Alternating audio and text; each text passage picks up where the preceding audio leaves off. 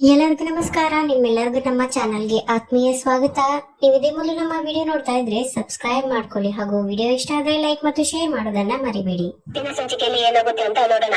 ಸಂಚಿಕೆ ಶುರುವಿನಲ್ಲಿ ಇತ್ತ ತಾಂಡು ಮನೆ ಹತ್ರ ಬಂದ್ಕೊಂಡು ಜೋರಾಗಿ ಗಲಾಟೆ ಮಾಡ್ತಾ ಇರ್ತಾನೆ. ನೋಡಿ, ಅವಳು ಇಷ್ಟು ದಿನ ನನ್ನ ಜೀವನದಲ್ಲಿ ತಕ್ಕತೈ ಅಂತ ಕುಂದಿದ್ದಲ್ದೆ ಇವಾಗ ಊರ್ ತುಂಬಾ ಎಲ್ಲ ಕುಣಿಯೋಕಂತ ಹೊರಟಿದ್ದಾಳೆ. ಇಷ್ಟು ದಿನ ನಿಮ್ ಮುಂದೆ ಬಣ್ಣ ಹಚ್ಕೊಂಡು ಕುಣಿತಾ ಇದ್ಲು, ಇವಾಗ್ಲೂ ಕೂಡ ಊರವ್ರ ಮುಂದೆ ಎಲ್ಲ ಬಣ್ಣ ಹಚ್ಕೊಂಡು ಅದು ಅವ್ರಿಗೂ ಕೂಡ ಮೋಸ ಮಾಡ್ತಾ ಇದ್ದಾಳೆ. ಅವಳಂತೂ ಯಾವತ್ತೂ ಕೂಡ ಉದ್ಧಾರ ಆಗಲ್ಲ. ಅವಳು ಇವಾಗ ಜೀವನದಲ್ಲಿ ಈ ತರ ಕುಂದಿದ್ದು ಸಾಕಾಗಿಲ್ಲ ಅಂತ ಇವಾಗ ಮಗನ್ನು ಕೂಡ ತಂದೆ ಜೊತೆಗೆ ಕರೆಸ್ಕೊಂಡು ಊರು ತುಂಬಾ ಅಲಿತಾ ಇದ್ದಾಳೆ ಅಂತ ತಾಂಡು ಭಾಗ್ಯನಿಗೆ ಬೈತಾ ಇರ್ಬೇಕಾದ್ರೆ, ನನ್ ಸಸಿ ಅವಳು ಯಾಕೋ ಎಂತ ಕೆಲಸ ಮಾಡ್ಬೇಕು ಅಂತ ಧರ್ಮ ಕೇಳ್ತಿರ್ಬೇಕಾದ್ರೆ, ನಿಮ್ ಸಸಿ ಅಂತಾನೆ ನಾನ್ ಇವಾಗ ಇಲ್ಲಿ ಹೇಳಕ್ ಬಂದಿರೋದು. ನಿಮ್ ಸೊಸೆ ಬಗ್ಗೆ ಗನಂದಾರಿ ಏನ್ ಕೆಲಸ ಮಾಡ್ತಿದ್ದಾಳಂತ ನೋಡಿ. ಅವಳನ್ನ ಇವಾಗ ನಂಬ್ಕೊಂಡಿರೋದಕ್ಕೆ ಇವಾಗ ಮಗನು ಕೂಡ ಬೀದಿಗೆ ಬಂದಾಯ್ತು. ಇವಾಗ ಸದ್ಯದಲ್ಲಿ ನೀವನು ಕೂಡ ಬೀದಿಗೆ ಬರೋ ಸಮಯ ಸದ್ಯದಲ್ಲೇ ಬಂದ್ಬಿಡುತ್ತೆ ಅಂತ ಇತ್ತ ತಾಂಡು ಹೇಳ್ತಾ ಇರ್ಬೇಕಾದ್ರೆ, ಮುಚ್ಚೋ ಬಾಯಿ, ಬೀದಿಗೆ ಬರಕ್ಕೆ ಅವಳೇನು ಈ ತರ ನಮ್ಮನ್ನ ಅರ್ಧ ದಾರಿಯಲ್ಲಿ ಬಿಟ್ಟು ಹೋಗಕ್ಕೆ ಅವಳು ನೀನಲ್ಲ, ಅವಳು ನಮ್ ಸೊಸೆಗಳು ಭಾಗ್ಯವಳು, ಅವಳು ಯಾವತ್ತೂ ಕೂಡ ಅಂತ ಕೆಲಸ ಮಾಡಲ್ಲ ಅಂತ ಇತ್ತ ಕುಸುಮ ಹೇಳ್ತಿರ್ಬೇಕಾದ್ರೆ, ನೋಡಿ ನಿಮ್ ಸೊಸೆ ಬಗ್ಗೆ ನನ್ಗೆ ಚೆನ್ನಾಗ್ ಗೊತ್ತು, ಅದಕ್ಕೋಸ್ಕರ ನಾನ್ ಇವಾಗ್ಲೂ ಹೇಳ್ತಾ ಇರೋದು, ನನ್ ಜೊತೆ ಬಂದಿದ್ರೆ ನಿಮ್ ಸೊಸೆಗಿಂತಾನೆ ನಾವು ನಿಮ್ಮನ್ನೆಲ್ಲ ಚೆನ್ನಾಗ್ ನೋಡ್ಕೊಂತಿದೀನಿ ಅಂತ ಇತ್ತ ತಾನು ಹೇಳ್ತಾ ಇರ್ಬೇಕಾದ್ರೆ, ಮುಚ್ಚು ಬಾಯಿ, ಅದ್ ಮಾತ್ರ ಯಾವತ್ತಿಗೂ ಸಾಧ್ಯ ಇಲ್ಲ ಅಂತ ಇತ್ತ ಕುಸುಮ ಬೈತಾ ಇರ್ಬೇಕಾದ್ರೆ, ಸರಿ ಹಾಗಾದ್ರೆ ಸೂರ್ಯವಂಶ ಮನೆಯ ಕೀರ್ತಿ ಪದಕ್ಕೆ ಅವಳು ಹರಿದು 12 ಬಾಗಿಲು ಮಾಡೋ ತನಕ ನಿಮ್ಗೆ ಮಾತ್ರ ಬುದ್ಧಿ ಬರಲ್ಲ. ಅದು ಮಾತ್ರ ಸದ್ಯದಲ್ಲಿ ಆಗುತ್ತೆ. ಸೂರ್ಯವಂಶ ಮನೆತನದ ಮಾನ ಮರ್ಯಾದೆನೆಲ್ಲ ತೆಗಿಯಕ್ ಹೊರಟಿದ್ದಾಳೆ ಅಂತ ಹೇಳ್ಬಿಟ್ಟು ತಾಂಡು ಚೆನ್ನಾಗಿ ಮನೆಯವರಿಗೆಲ್ಲ ಬೈದ್ಬಿಟ್ಟು ಅಲ್ಲಿಂದ ಸೀದಾ ಅವನು ಕಾರ್ ತಗೊಂಡು ಹೋಗ್ಬಿಡ್ತಾನೆ.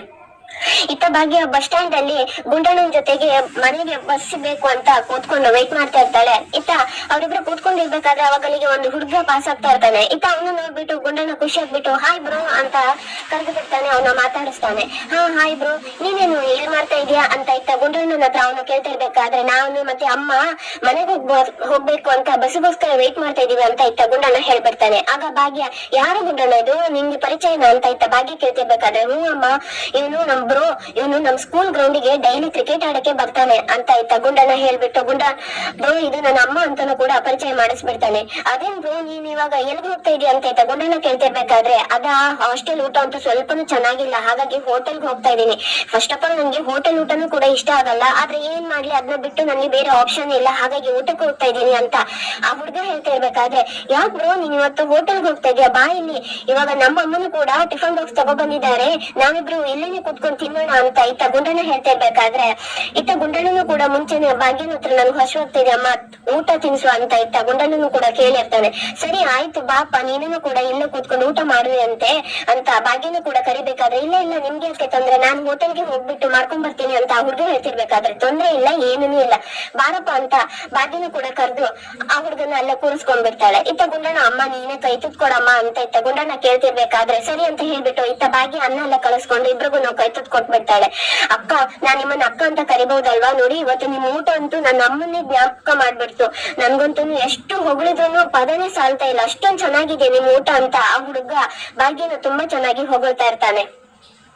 ಇತ್ತ ಮನೇಲೆಲ್ರೂ ಕೂಡ ತುಂಬಾನೇ ಟೆನ್ಷನ್ ಮಾಡ್ಕೊಂಡಿರ್ತಾರೆ, ಏನ್ ಇವನು ಬಂದ್ಬಿಟ್ಟು ಅರ್ಧಂಬರ್ಧ ಏನೇನು ಹೇಳ್ಬಿಟ್ಟು ಹೋದ ಅಂತ ಇತ್ತ ಮನೆಯವರೆಲ್ಲ ಟೆನ್ಷನ್ ಅಲ್ಲಿ ಇರ್ಬೇಕಾದ್ರೆ, ಇತ್ತ ಪೂಜೆ ಮಾತ್ರ ಹಿಂದಿರೋ ಫ್ಲಾಶ್ ಬ್ಯಾಕ್ ಅನ್ನೆಲ್ಲ ಯೋಚನೆ ಮಾಡ್ಕೊಂಡು, ಅತ್ತೆ ಒಂದಿನ ಭಾಗ್ಯಕ್ಕ ಮುಖದಲ್ಲೆಲ್ಲ ಬಣ್ಣ ಇತ್ತು, ಅವಳು ಯಾಕೆ ನಾನು ಅದೇನು ಬಣ್ಣ ಅಂತ ಕೇಳಿದ್ರು ಕೂಡ ಅದೇನು ಕೂಡ ಅವಳು ಉತ್ತರನೇ ಕೊಟ್ಟಿಲ್ಲ ಅಂತ ಇತ್ತ ಪೂಜೆ ಹೇಳ್ತಿರ್ಬೇಕಾದ್ರೆ, ಮುಂಚೆ ಇದನ್ನ ನಿಂಗೆ ಹೇಳಕ್ಕೆ ಏನೇ ತಾಡಿ ನಿಂಗೆ, ನೀನ್ ಅವತ್ತು ನಾನು ಅದನ್ನ ಅವಳ ಹತ್ರ ಏನು ಅಂತ ನಾನು ಸರಿಯಾಗಿ ಕೇಳಿಸ್ತಿದ್ದೆ ಅಂತ ವಿಚಾರಿಸ್ತಿದ್ದೆ ಅಂತ ಇತ್ತ ಸುನಂದ ಹೇಳ್ತಾ ಇರ್ಬೇಕಾದ್ರೆ, ಅವಾಗ ಧರ್ಮ, ಯಾಕ್ ಬೀಗ್ರೆ ಅಷ್ಟೊಂದು ಕೋಪ ಮಾಡ್ಕೊಂಡಿದ್ದೀರಾ ಅಂತ ಅವರು ಕೇಳ್ತಾ ಇರ್ತಾರೆ. ಆಗ ಸುನಂದ, ನೋಡಿ ಇವತ್ತು ಏನಾದ್ರಾಗ್ಲಿ ನಾನು ಭಾಗ್ಯ ನನ್ ಮಗಳು, ಅವಳ ಜೀವನದಲ್ಲಿ ಏನ್ ಆಗ್ತಾ ಇದೆ ಅಂತ ವಿಚಾರಿಸೋ ಹಕ್ಕು ನನ್ಗಿದೆ, ಅವಳ ಮನೆಗ್ ಬರ್ಲಿ ಇವತ್ತು ಎಲ್ಲದನ್ನು ಕೂಡ ನಾನು ಅವಳ ಬಾಯಿನೇ ಸತ್ಯನ ಹೊರಗಡೆ ತರಿಸ್ತೀನಿ, ನೀವ್ಯಾರು ಕೂಡ ನನ್ನನ್ನ ತಡೆಯೋ ಹಾಗಿಲ್ಲ ಅಂತ ಇತ್ತ ಸುನಂದ ಕೋಪ ಮಾಡ್ಕೊಂಡು ಹೇಳ್ತಾ ಇರ್ಬೇಕಾದ್ರೆ, ಇತ್ತ ಭಾಗ್ಯ ಮತ್ತೆ ಗುಂಡಣ್ಣನು ಕೂಡ ಅದೇ ಟೈಮ್ಗೆ ಸರಿಯಾಗಿ ಬಂದ್ಬಿಡ್ತಾರೆ. ಇತ್ತ ಅವರೆಲ್ರೂ ಕೂಡ ಕೋಪದಲ್ಲಿರೋದನ್ನ ನೋಡ್ಬಿಟ್ಟು, ಯಾಕೆ ಎಲ್ರು ಕೂಡ ಈ ತರ ಕೂತ್ಕೊಂಡಿದೀರಲ್ಲ, ಏನಾಯ್ತು ಅಂತ ಇತ್ತ ಭಾಗ್ಯ ಕೇಳ್ತಿರ್ಬೇಕಾದ್ರೆ, ಅವಾಗ ಅಲ್ಲಿಗೆ ಬಂದ್ಯಾ ಬಾಬಾ, ಇವತ್ತು ಸತ್ಯ ಏನು ಅಂತ ನಿಮ್ ಬಾಯಿಂದಾನೆ ಹೊರಗಡೆ ತರಿಸ್ತೀನಿ ಅಂತ ಸುನಂದ ಭಾಗ್ಯ ಹತ್ರ ಬಂದ್ಬಿಡ್ತಾರೆ. ಅವಾಗ ಏನಾಯ್ತು, ಸತ್ಯನ, ಯಾವ ಸತ್ಯ ಅಂತ ಇತ್ತ ಭಾಗ್ಯ ಕೇಳ್ತಿರ್ಬೇಕಾದ್ರೆ, ಅವಾಗ ಅಲ್ಲಿಗೆ ಸುಂದ್ರಿ ಬಂದ್ಬಿಟ್ಟು, ಭಾಗ್ಯ ಅದು ತಾಂಡು ಬಂದಿದ್ದ ನಿನ್ ಬಗ್ಗೆ ಏನೇನೋ ಅರ್ಧಂಬರ್ಧ ಎಲ್ಲ ಹೇಳ್ಬಿಟ್ಟು ಹೋದ, ಹಾಗಾಗಿ ಮನೆಯವರೆಲ್ಲ ತುಂಬಾನೇ ಟೆನ್ಷನ್ ಆಗಿದೀವಿ ಅಂತ ಸುಂದ್ರಿ ಹೇಳ್ತಿರ್ಬೇಕಾದ್ರೆ ಭಾಗ್ಯನಿಗಂತೂ ತುಂಬಾನೇ ಟೆನ್ಷನ್ ಆಗ್ಬಿಡುತ್ತೆ.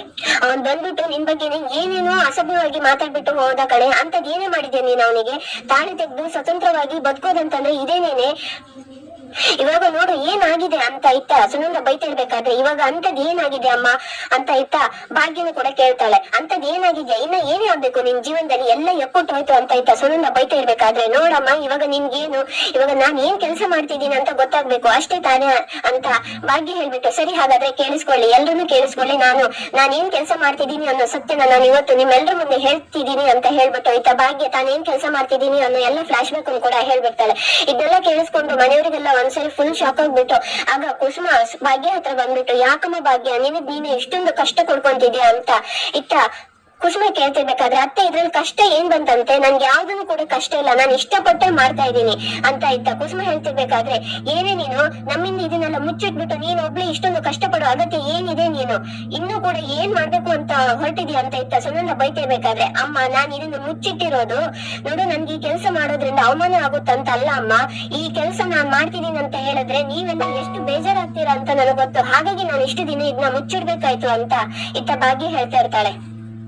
ಅಚ್ಚರಿ ಗುಂಡ, ನೀನೇನೋ ಮಾಡ್ತಾ ಇದೀಯಾ, ನೀನು ಬೇರೆ ಏನೇನೋ ನಿನ್ ಬಗ್ಗೆನೂ ಕೂಡ ಭಾವ ಏನೇನೋ ಮಾತಾಡ್ಬಿಟ್ಟು ಹೋಗಿದ್ದಾರೆ, ನಿನ್ನೇನೋ ಕೂಡ ಬಟ್ಟೆ ಗಲೀಜಾಗಿತ್ತು, ಅದು ಅಲ್ಲದೆ ಇವತ್ತೂ ಕೂಡ ಈ ತರ ಗಲೀಜ್ ಮಾಡ್ಕೊಂಡ್ ಬಂದಿದ್ಯಲ್ಲ, ಸತ್ಯ ಹೇಳು ಗುಂಡಣ್ಣ ಅಂತ ಇತ್ತ ಪೂಜಾ ಗುಂಡನ ಹತ್ರ ಜೋರಾಗಿ ಮಾತಾಡ್ತಾ ಇರ್ಬೇಕಾದ್ರೆ, ಚಿಕ್ಕಿ ನಾನು ಕೂಡ ಅಮ್ಮನ ತರನೇನೆ ಸತ್ಯ ಹೇಳ್ಬಿಡ್ತೀನಿ, ನಾನು ಕೂಡ ಅಮ್ಮನಿಗೆ ಸಹಾಯ ಆಗ್ಬೇಕು ಅಂತ 2 ದಿನದಿಂದ ಸ್ಕೂಲ್ಗೆ ಹೋಗಿಲ್ಲ, ನಾನು ಕೂಡ ಶೂ ಪಾಲಿಶ್ ಮಾಡಕ್ ಹೋಗ್ತಾ ಇದೀನಿ ಅಂತ ಇತ್ತ ಗುಂಡ ಹೇಳ್ತಾ ಇರ್ಬೇಕಾದ್ರೆ, ಈ ಮಾತನ್ನೆಲ್ಲ ಕೇಳಿಸ್ಕೊಂಡು ಮನೆಯವರಿಗಂತೂ ಮತ್ತೆ ಶಾಕ್ ಆಗ್ತಾ ಇರುತ್ತೆ.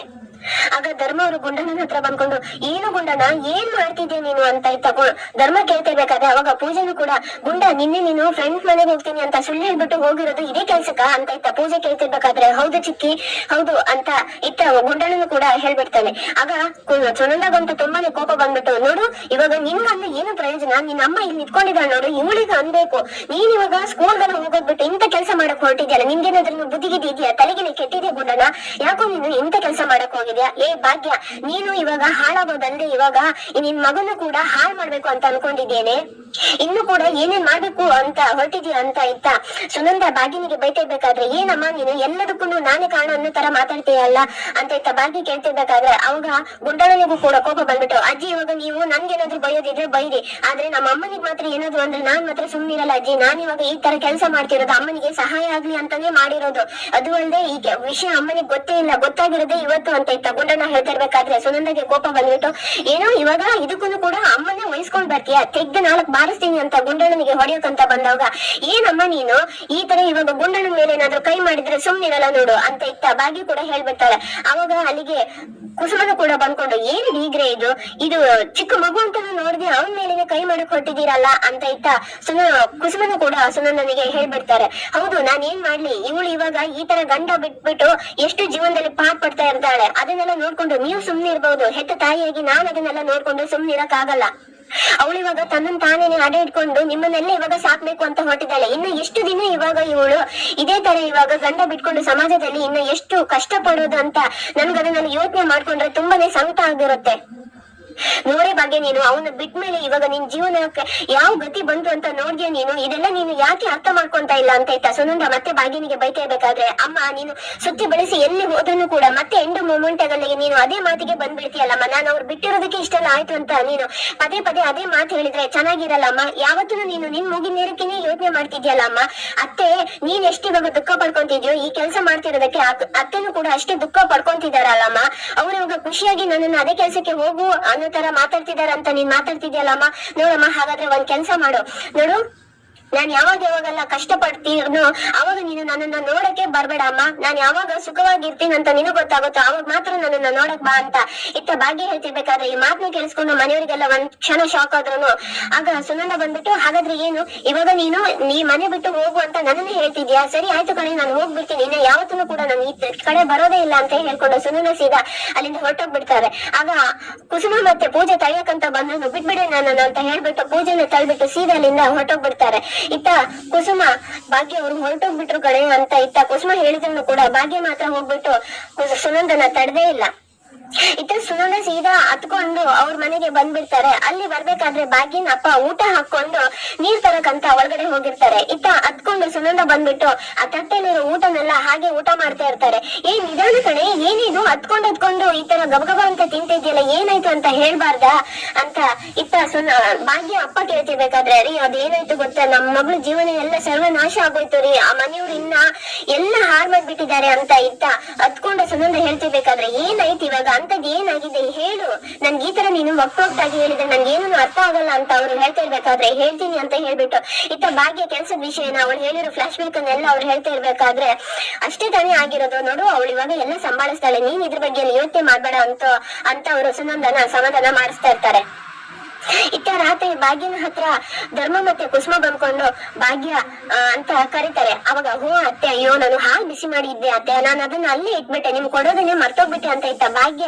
ಮತ್ತೆ ಪುನಃ ಅಡಿಗೆ ಮನೆಗೆ ಹೋಗೋಕಂತ ಬಂದಾಗ, ನೋಡ್ ಭಾಗ್ಯ ಯಾವತ್ತೂ ಕೆಲ್ಸ ಇರುತ್ತೆ, ನಾವು ಬಂದಾವಾಗ್ಲೆಲ್ಲ ಏನಾದ್ರೂ ಕೆಲ್ಸ ಹೇಳಕ್ಕೆ ನಿಮ್ ಹತ್ರ ಬರ್ತೀರ ಅಂತ ನೀನ್ ಅನ್ಕೊಂಡಿದ್ಯಾ, ಹಾಗೇನು ಇಲ್ಲ ಭಾಗ್ಯ, ನಾವು ನಿನ್ನ ಹತ್ರ ಸ್ವಲ್ಪ ಮಾತಾಡ್ಬೇಕು. ಭಾಗ್ಯ ದಯವಿಟ್ಟು ನನ್ನ ಕ್ಷಮಿಸ್ಬಿಡಿ ಮಗಳೇ, ನೀವು ನಮ್ಮಿಂದಾಗಿ ನಿಮ್ಗೆ ಏನೇನೋ ಕೆಲಸ ಮಾಡೋ ತರ ಆಗೋಯ್ತು ಭಾಗ್ಯ. ಅದು ಅಲ್ಲದೆ ನೋಡು, ಮುಂಚೆ ಎಲ್ಲ ನೀನ್ ಎಷ್ಟೇ ಕೆಲಸ ಮಾಡಿದ್ರು ಕೂಡ ನಾನು ಸಾಕಾಗಲ್ಲ ಅಂತಾನೆ ನಾನು ಹೇಳ್ತಾ ಇದ್ದೆ, ಮತ್ತೆ ಅದ್ ಮಾಡು ಇದ್ ಮಾಡು ಅಂತ. ಆದ್ರೆ ಇವಾಗ ನೀನು ಮನೆಯಲ್ಲೂ ಕೂಡ ಬಂಡಿಗಟ್ಲೆ ಕೆಲಸ ಮಾಡ್ಬಿಟ್ಟು ಅದೆಲ್ಲ ಹೋಗ್ಬಿಟ್ಟು ಅಲ್ಲೂ ಕೂಡ ಎಷ್ಟೊಂದು ಕಷ್ಟ ಪಡ್ತಿದ್ಯಲ್ಲ ಮಗಳೇ, ಇದನ್ನೆಲ್ಲ ನಮ್ಗೆ ನೋಡಕ್ಕೆ ತುಂಬಾನೇ ಕಷ್ಟ ಆಗುತ್ತೆ ಅಂತ ಇತ್ತ ಕುಸುಮ ಮತ್ತೆ ಧರ್ಮ ಹೇಳ್ತಿರ್ಬೇಕಾದ್ರೆ, ನೋಡಿ ಅತ್ತೆ ಇವಾಗ ನೀವು ಈ ತರ ಎಲ್ಲ ಮಾತಾಡಿದ್ರೆ ನಂಗೆ ಕೋಪ ಬರುತ್ತೆ ಅತ್ತೆ. ನೋಡಿ ಇವಾಗ ನಿಮ್ ಮಗ ಈ ಮನೇಲಿ ಇದ್ರೆ ಏನೇನ್ ಮಾಡ್ತಾ ಇದ್ರು ಅದನ್ನೆಲ್ಲ ನಾನ್ ಇವಾಗ ನಿಮ್ ಮಗಳು ಆಗ್ಬಿಟ್ಟು ಜವಾಬ್ದಾರಿನ ತಗೊಂಡು ನಾನ್ ಮಾಡ್ತಾ ಇದ್ದೀನಿ. ಏನತ್ತೆ ನೀವು ನನ್ನನ್ನ ಮಗಳು ಅಂತ ಇನ್ನೂ ಕೂಡ ಒಪ್ಕೊಂಡಿಲ್ವಾ ಅಂತ ಇತ್ತ ಭಾಗ್ಯ ಕೇಳ್ತಿರ್ಬೇಕಾದ್ರೆ, ಮಗಳು ಅಂತ ಒಪ್ಕೊಂಡಿರೋದಕ್ಕೆ ತಾನೇ ಮಗಳೇ ನಾನು ಇವಾಗ ನಿನ್ನ ಪ್ರೀತಿಯಿಂದ ಮಗಳು ಅಂತ ಕರಿತಿರೋದು ಅಂತ ಇತ್ತ ಧರ್ಮ ಹೇಳ್ತಿರ್ಬೇಕಾದ್ರೆ, ಹಾಗಾದ್ರೆ ನಿಮ್ ಕರುಣೆ ಕಾಳಜಿ ಎಲ್ಲ ನನ್ಗೆ ಬೇಡ ಅತ್ತೆ, ನೀವು ನನ್ಗೆ ಧೈರ್ಯ ಮತ್ತೆ ಪ್ರೋತ್ಸಾಹ ಕೊಟ್ರೆ ಸಾಕು. ನಿಮ್ ಮಗಳಾಗಿ ಮಗನ ಸ್ಥಾನದಲ್ಲಿ ನಿಂತ್ಕೊಂಡು ಏನೇನ್ ಮಾಡ್ಬೇಕು ಅದನ್ನೆಲ್ಲ ನಾನ್ ಮಾಡ್ತೀನಿ, ನೀವ್ ಇದ್ರ ಬಗ್ಗೆ ಎಲ್ಲ ಏನನ್ನು ಕೂಡ ಚಿಂತೆ ಮಾಡ್ಬೇಡಿ ಅಂತ ಇತ್ತ ಭಾಗ್ಯ ಅವಳಿಗೆ ಧೈರ್ಯ ಹೇಳ್ತಾ ಇರ್ತಾಳೆ.